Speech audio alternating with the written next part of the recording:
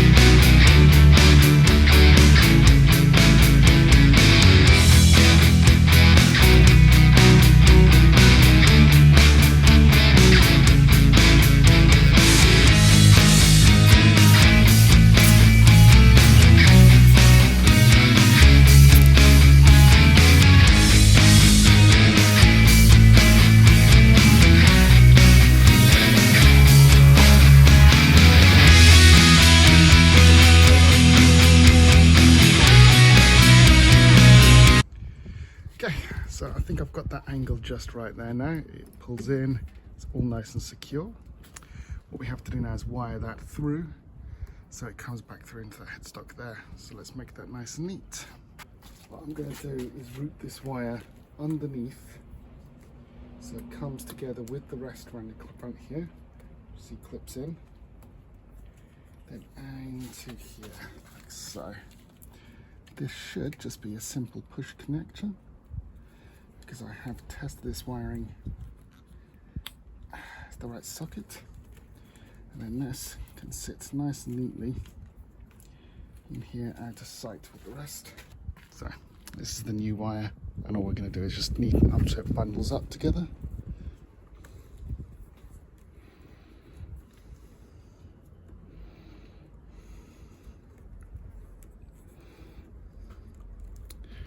Now, because we've moved everything, we're just going to give everything a bit of a twist to make sure it fits nicely, because we don't want any cable pull. So that's full lock one way, full lock the other, no problem at all. Everything's still there. And we'll just test the switch actually works. Ignition on, clutch in. Perfect. Okay, on this side we're going to be replacing this entire switchgear again. So we're going to demount this so it matches nicely and blank that one off, so it all just looks nice and pretty and neat. And we will have to disconnect all of this down to the switches, which is right here. Now I have a reused an original series connector, so it should just plug and play, but we'll find out. First task, let's remove these and put a blanking plate on.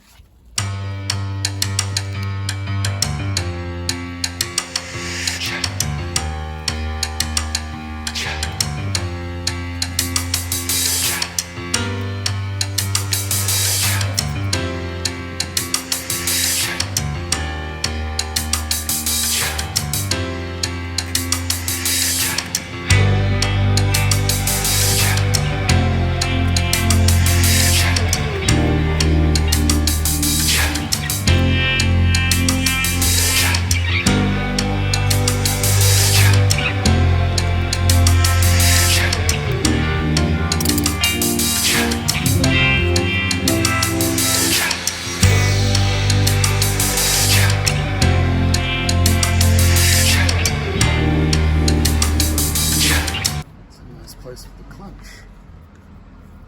Tightened up a bit more. Still happy with that.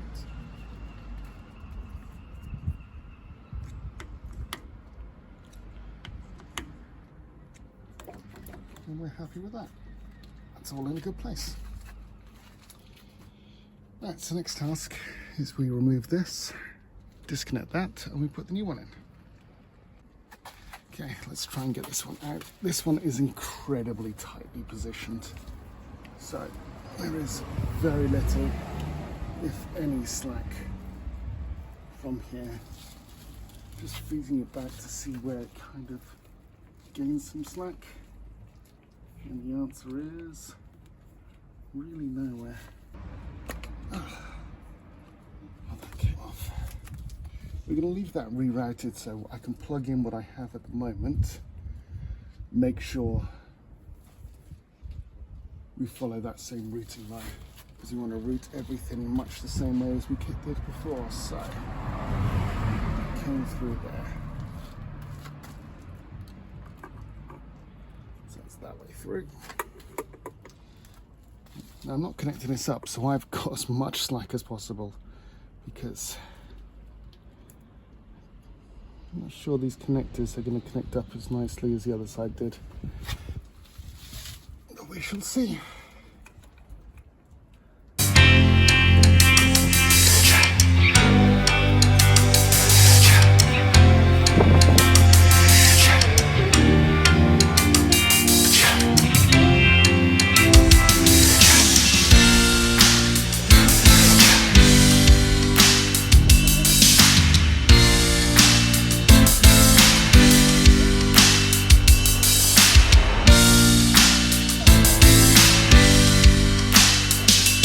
Give this a test, because I'm not sure that's in. Horn, left indicator, main beam, flasher, right indicator. That is actually everything in. The main reason I'm replacing all these is these switches are 20 years old, a bugger to replace and find. And the actual contacts inside are rotten. And in this particular one I've got in my hands here, the actual main flasher switch doesn't work, which in itself isn't an MOT failure, but the horn also, that button here gets pushed in. So by simply swapping these out for something aftermarket, I can get away with nice clean setup.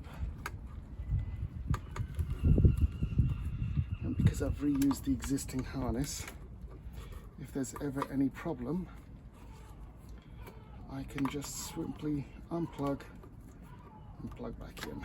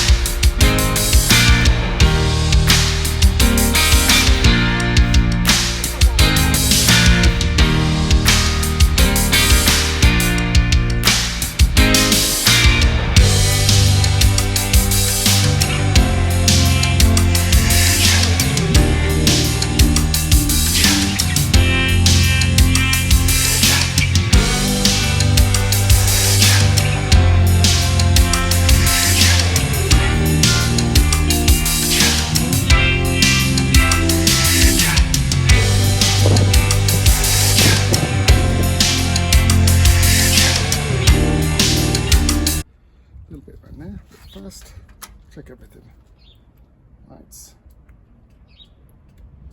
indicators, flasher, horn. That is everything. So we'll just go get a little zip tie for that, and we shall clean all that up, and then we'll go for a little walk around.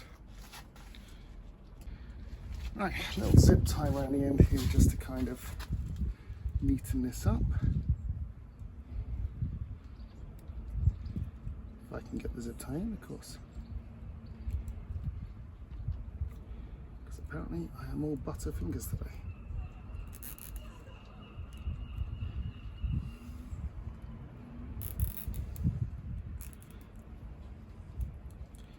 There we go, and then we can extend that down round, and we can tuck that back up underneath there. Again, full lock that side, which is perfect.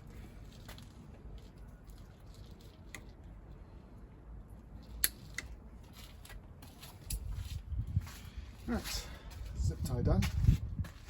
And now from the cockpit, what you're looking at here is my stand set switches. So you can see they are all easily within reach of the thumb. This is all nice and cleaned up, so we've still got the choke obviously there because we need it. That now doesn't have the tops, so when I put the bar ends on, that's going to be nice and clean. And then on this side, as you can see again, the switch there is nicely in range of the thumb but not too close. All my switch gears in place, and again we're missing the top, so when I come down and clean that up, that is at a much nicer thing. I know it bothers me that this one is vertical, this one isn't, but it's well within range. I am very, very happy with that. And just around the front here, you can see from the front it is a clean install and nice and neat up through, so nothing catches.